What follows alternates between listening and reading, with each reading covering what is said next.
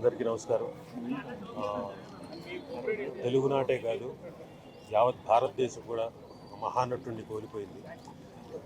మొన్న మధ్యనే ఆయనకి బర్త్డే విషెస్ తెలుపుతున్న పేజ్లో ఒక పోస్ట్ పెట్టాను. ఇంతలోనే 2 రోజులు దాటగానే ఇలాంటి వార్త వినడం నిజంగా చాలా బాధాకరంగా ఉంది.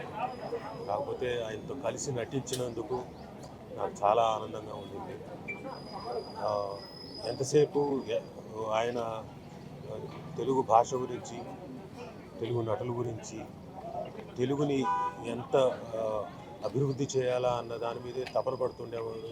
అందరికీ చెప్తుండేవాడు. అందరిని పిలిచి ఆయన రా, ఇలా కాదు, మా అసోసియేషన్ ఎంకరేజ్ చేయండి, ఇక్కడ వాళ్ళకి పని కల్పించండి అని చెప్తుండేవాడు. ఆయన తాపత్రయమైన ఆయన అంత వయసులో కూడా ఇంకా నాకు నటించే ఓపిక ఉందిరా, నేను రెడీ టు యాక్ట్, పని కల్పించండి రా బాబు, పిలిపించు, ఎక్కడైనా వచ్చి చేస్తానని చెప్తుండేవాడు. ఆయన ఆత్మకు శాంతి చేకూరాలని కోరుకుంటూ నేల కొరిగిన వేళ ఈరోజు చాలా విచారకరమైనది. ఆయన సినీ పరిశ్రమకి పెట్టని కోట. ఆయన గురించి చెప్పాలంటే ఎన్ని గంటలైనా సరిపోదు.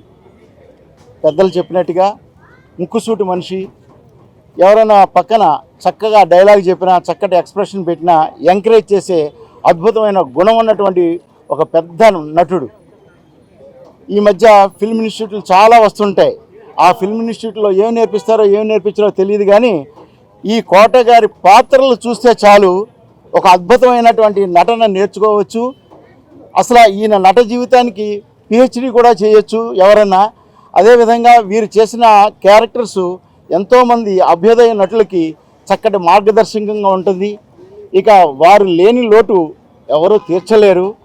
కానీ మా అసోసియేషన్ ప్రతినిధిగా, మా అసోసియేషన్కి ఎంతో సేవలు అందించిన వ్యక్తిగా, మరి సమాజానికి కూడా సేవలు అందిస్తూ మరి ప్రజాసేవ చేసినటువంటి ఒక అద్భుతమైన నటుడు శ్రీ కోట గారి మరణం మనందరికీ చాలా దిగ్భ్రాంతికరం, విచారకరం.